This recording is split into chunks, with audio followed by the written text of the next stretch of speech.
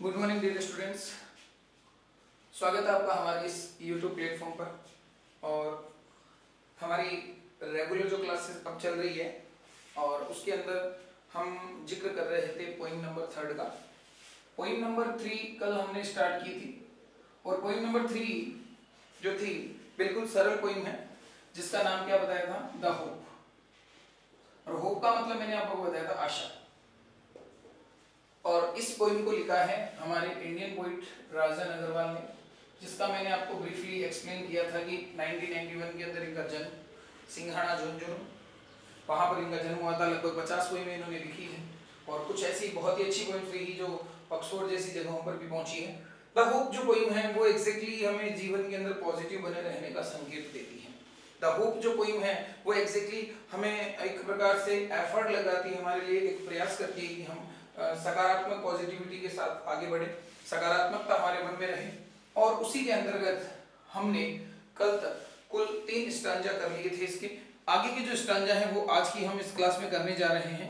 सबसे पहले हम पुरानी क्लास का अगर डिस्कस करें थोड़ा बहुत, तो कल की जो क्लास थी उसमें हमने होप के बारे में पढ़ा था। पहला स्टांजा जो था वो मैं आपको रीडिंग करके बोल देता हूँ। Hope is given different names, some call it expectation. दूसरी लाइन थी other term it future relevance, or some other think it is a measure of benefaction. So in the first stanza you have seen that the hope has been given here different names. एक ही मात्र एक question था कि hope को कौन कौन से different names दिए गए इन लाइंस के अंदर। अगर लाइंस की ही एग्जैक्ट बात करें तो from the first 4 lines we have 3 names of the hope. First one expectation, measure of benefaction, और एक था हमारा जो कि बीच वाला था फ्यूचर रिलेवेंस। ये था हमारा फर्स्ट पैराग्राफ।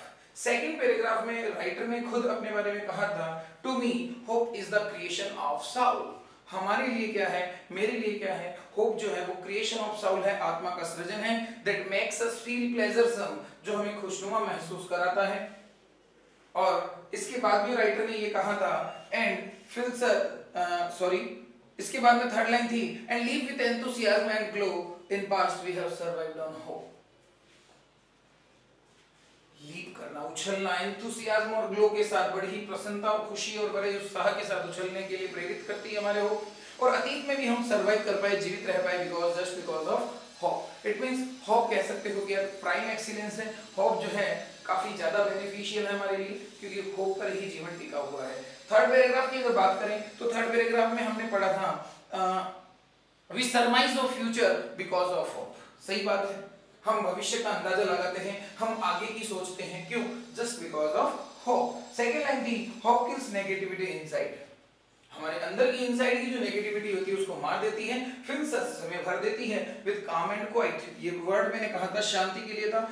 उसके बाद जो चौथी लाइन थी थर्ड स्टांजा की, hope makes the bird fly, इसी लाइन को हम हमारे स्टांजा नंबर 4 के साथ कनेक्ट करके समझने का प्रयास करेंगे। तो फर्स्ट ऑफ ऑल आज की क्लास शुरू करते हैं स्टांजा नंबर 4 के साथ। और वो जो लाइन है वो मैं आपको रिपीट करते हुए दोबारा लिखना चाहूंगा ताकि अगली लाइन साथ में ऐड हो सके। Hope makes the bird fly. Hope ही है जिसके कारण पक्षी क्या करता है, फ्लाई करता है। किस लिए फ्लाई करता है? अब आगे की जो 4 लाइन है वो इस अगला स्टैंजा था। कल की थर्ड स्टैंजा की लास्ट लाइन मैंने यहाँ लिखी है in search of food for young ones. In search of food for young ones. पहले हम पैराग्राफ की लाइनें लिख देते हैं, स्टैंजा की लाइन लिख देते हैं, उसके बाद आगे discuss. And material to build their homes and material to build their Holmes. अगली लाइन थी it is the hope that makes the bird. It is the hope that makes a bird, B-U-D bird. क्या करने के लिए? Stay on the branch and Bloom. Stay on the branch and Bloom. बहुत ही सरल line, सरल बिल्कुल। यहाँ पर आप कह सकते हो 2 प्रश्न उठेंगे, एक बर्ड का और एक बर्ड का। सबसे पहले इनका अर्थ समझते हैं। ऊपर की जो 2 लाइनें हैं वो बर्ड के बारे में है, इसको कनेक्ट करेंगे तो 3 लाइनें होंगी पक्षी के बारे में, और बर्ड का मतलब एक प्रकार से कली हो गई। बट आप कह सकते हो कि एक अपुष्पित फूल है ना, सिर्फ कली के रूप में जो संकुचित है बिल्कुल, जब वो खिलेगा तो क्या होगा, पुष्प का रूप लेगा। उसी चीज को हमें इस पैराग्राफ के अंदर समझना है। और राइटर ने तो ये तक कह डाला कि बर्ड को उड़ाने में, बर्ड को खिलाने में, खिलाना मतलब खिलना, ब्लूम होने में, ब्लूम का मतलब खिलना है, जो पेड़ पौधे खिलते हैं ना वो खिलना, उसके खिलने में भी होप है। उसको भी शायद होप है कि मैं अगर टिका रहूंगा तो डेफिनेटली मैं एक फ्लावर का रूप लूंगा, शायद उसी होप पर वो टिका हुआ है, इसी कारण से उस ब्रांच पर है, जिसके कारण वो पुष्पित होता है और लोगों के लिए एक प्रकार से ब्यूटी का रीजन बनता है, एक हैप्पीनेस और एक फ्रेग्रेंस का रीजन बनता है। So that just because of hope. ये सब किस कारण से है, जस्ट बिकॉज ऑफ होप के कारण से। तो चलिए अब करते हैं इस स्टैंजा का Hindi translation. Hope make the bird fly. तो कल बताया था मैंने, फ्लाई मतलब उड़ना और मेक फ्लाई उड़ाना। राइट मींस लिखना, मेक राइट मतलब लिखवाना, प्ले मतलब खेलना, मेक प्ले यानी खिलवाना। फॉर एग्जाम्पल, होप बर्ड को फ्लाई करवाता है, it means it is the hope that helps the bird to fly. Exactly we can say that the wings help to fly. Wings जो है वो हेल्प करते हैं, but instead of saying so the poet has just in favour of the hope that just because of hope a bird is able to fly। शायद उसको hope है कि मुझे जो पंख है वो डेफिनेटली मुझे हेल्प करेंगे उड़ने में। सो दैट्स व्हाई पक्षी के लिए भी रवि राइटर इसी प्रकार से कह रहा है कि होप ही है जो बर्ड को फ्लाई करने में उसकी हेल्प करता है। और फ्लाई किस लिए करता है, इन सर्च ऑफ, की तलाश में, किस चीज की तलाश में, की तलाश में, की तलाश में, किस चीज की, फूड फॉर यंग वंस, अपने यंग वंस के लिए। यहाँ यंग वंस उसके बच्चों को रिप्रेजेंट कर रहा है, बच्चों के लिए। पक्षी जो है वो क्या करता है, भोजन की तलाश में, अपने बच्चों को खिलाने के लिए भोजन की तलाश में उड़ता है। एंड और किस चीज लिए, मटेरियल, कोई भी सामान, कोई भी चीज, कोई भी वस्तु, क्या करने के लिए, टू बिल्ड देयर होम्स, अपने घोंसले बनाने के लिए। जो छोटे छोटे नेस्ट बनाते हैं पक्षी, तो पक्षियों के उड़ने का दो रीजन क्या हुआ, एक तो हुआ फूड और दूसरा हुआ मटेरियल। और वो कौन सा material, to build their homes, घर बनाने के लिए। Just a second, I will check कि कल की तरह थोड़ा दिक्कत ना हो। आई थिंक इट्स क्लियर ना, राइट। तो दो चीज की तलाश में पक्षी उड़ता है, पहला हुआ फूड और दूसरा हुआ material to build their home. और यही एक प्रश्न है जो यहाँ से खड़ा किया जा सकता है, why do the birds fly, पक्षी उड़ते क्यों हैं। तो birds fly in search of food and to collect materials to build their homes। It's okay, so let's move on the next topic। अगली लाइन क्या कहती है, अगली लाइन कहता है it is the hope, ये वो होप ही है, ये वो आशा ही है that makes a bird, जो किसी कली को, जो किसी पुष्पित पौधे को स्टे करवाती है, ठहराती है, किस पर, ब्रांच पर, और उसे ब्लूम करने में भी मदद करती है। It means just because of hope a bird blooms, according to the poet we can say so। Writer के अकॉर्डिंग, पोइट के अकॉर्डिंग हम यही बात कहेंगे ना कि बर्ड को ब्लूम करने में भी कौन हेल्प कर रहा है, definitely hope is helping it to bloom. So that's the Hindi translation for this stanza. I think आप लोगों को समझ में आ चुका होगा।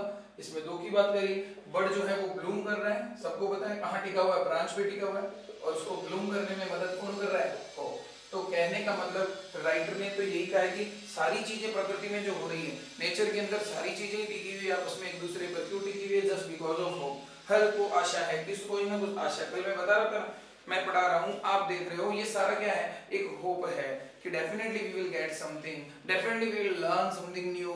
That's the reason, that's the hope. Okay, let's move on, stanza number 5।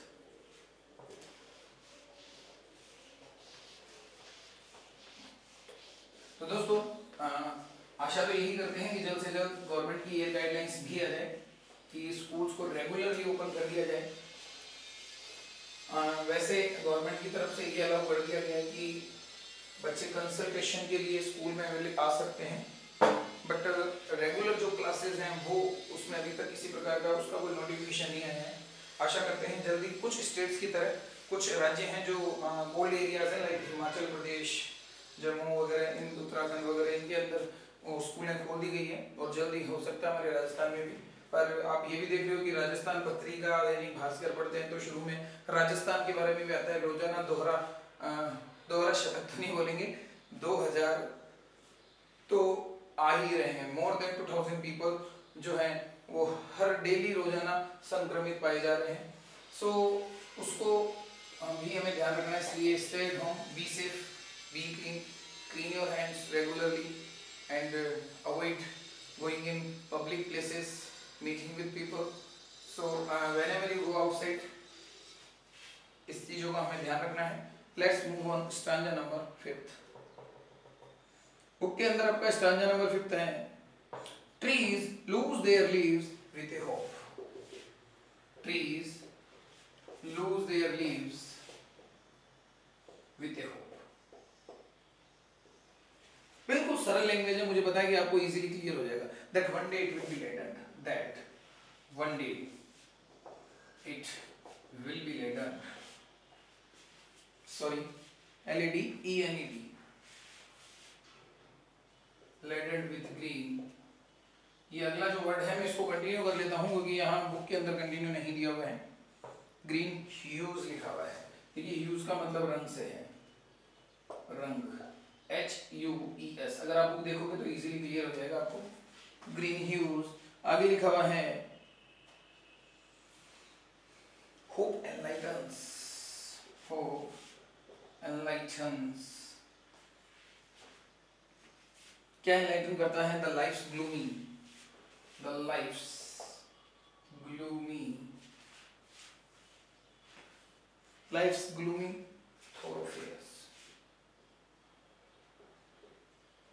thoroughfares, T-H-O-R-O-U-G-H-F-A-R-E-S, and makes us feel the, and makes us feel the freshness and warmth, freshness and the warmth. चलिए, let's translate the remaining stanza number 5th. इसके बाद एक last stanza 6th होगा जो उसके साथ ही हमारी poem finish होगी आज की। तो इस बात करते हैं हमारे इस स्टैंजा की। ट्रीज लूज देयर लीव्स, पेड़ पौधे खो देते हैं, गिरा देते हैं, है ना, गिराना। वैसे लूज का एग्जैक्ट करता है खोना। ट्रीज जो है खो देते हैं, गिरा देते हैं अपनी लीव्स को। As you everybody now there in autumn season, autumn कौन सी होती है? AUTUMN, ऑटम होती है पतझड़। पतझड़ ऋतु के अंदर ट्रीज जो है वो लूज कर देते हैं अपनी लीव्स को, पर राइटर कह रहे हैं विद होप, एक आशा के साथ, शायद उनके मन में एक आशा है इसीलिए वो गिरा रहे हैं। Exactly this is the law of nature, but writer ने इसको भी जोड़ दिया किसके साथ? होप के साथ, कि शायद ट्रीज भी इसीलिए अपनी पत्तियां गिरा देते हैं, शायद इस आशा के साथ कि वन डे, एक ना एक दिन, इट, ये पेड़, विल बी लेडन, लद जाएगा, भर जाएगा, विथ ग्रीन ह्यूज, हरे रंग से। हरे रंग यहाँ लीव्स के लिए है, फिर से फ्रेश एंड न्यू, ताजा और नई पत्तियों से। शायद राइटर इस तरह कह रहे हैं कि ऑटम सीजन में गिरने वाली जो पत्तियां हैं वो भी पेड़ इसीलिए गिरा रहा है, शायद उसको भी ये कंफर्म है कि that after autumn there will be spring, बसंत, and it will again be full of green leaves. शायद पेड़ को भी लगता है कि ऐसा करने से क्या होगा, और स्प्रिंग के अंदर मैं फिर से हरा भरा हो जाऊंगा, फिर से मेरे जो पीले पीले गंदे फूल हैं, पत्तियां हैं, इनको गिरा दूं तो मेरे अंदर फ्रेश और नई ताजा पत्तियां खिल जाएगी, शायद किसी आशा में। अब देखो प्रकृति के लॉ हैं ये कि पतझड़ आता है, बसंत आता है, सर्दी आती है, गर्मी आती है, पर राइटर ने, पोइट ने इसको उसी से कनेक्ट कर दिया कि ये भी होप पर ही है। मैंने कहा ना, हर चीज को राइटर ने होप पर ही डाला है। Hope enlightens the life's gloomy thoroughfare, gloom, निराशा भरे, जीवन के जो निराशा भरे आम रास्ते हैं।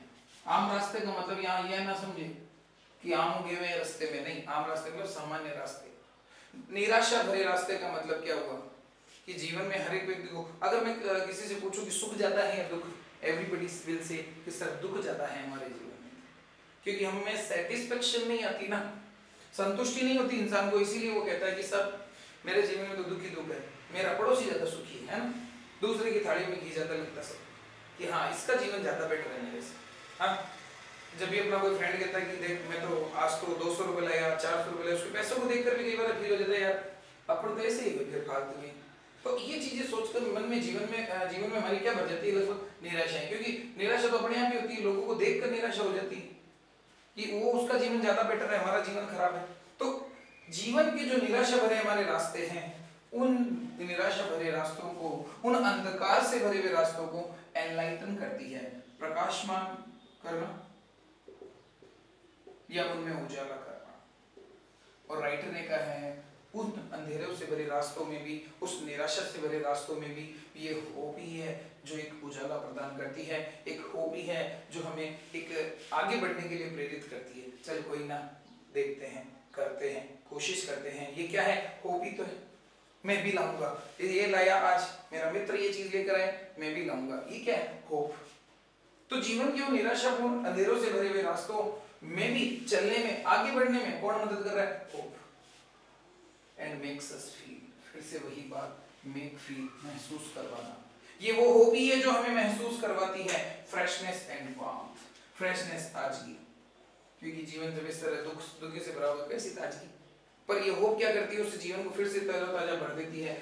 वार्मथ यहाँ स्नेह के लिए कह सकते हो, प्रेम और बहुत ही अच्छा माहौल, इस प्रकार के माहौल से फिर से जीवन भर जाता है। और फिर राइटर कहता है कि कोई जो होप है वो हमारे अंदर ऐसे चेंजेस ला देती है कि हम फिर से एक नया जीवन जीने के लिए प्रेरित होते हैं, आगे बढ़ने के लिए प्रेरित होते हैं। So that's the Hindi translation for the second last stanza.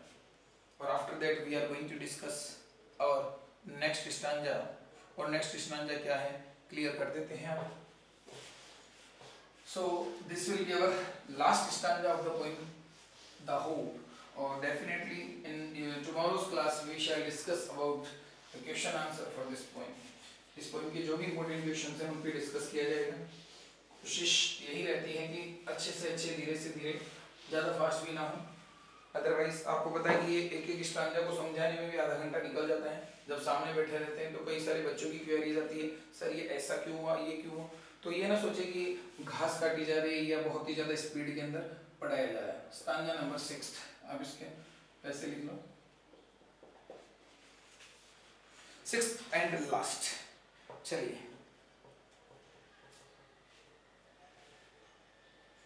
ये भी लाइन आपको उसको जरा जोड़ेंगे तभी ज्यादा बेटर रहेगी। मैं थोड़ा सा जोड़ देता हूँ, ऑफ द डेज अहेड, ये जगह इसीलिए छोड़ रहा हूँ ताकि आगे का चेंज हो जाए। ये अहेड एक साथ है, ध्यान रखना, ए हेड एक सिर नहीं है। Hope makes life go on, hope makes life go on. Life is a derivative, life is a derivative of the function called hope.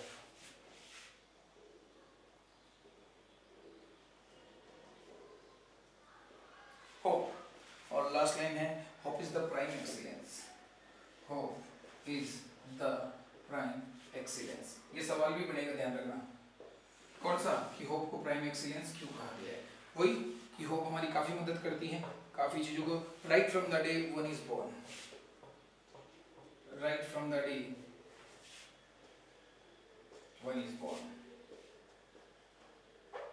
कब से होप प्राइम एक्सीलेंस कब से है, बिल्कुल उस दिन से जब कोई पैदा होता है। From when one is hopeful, so one is hopeful from the day he is born, one is born, एक व्यक्ति तब से।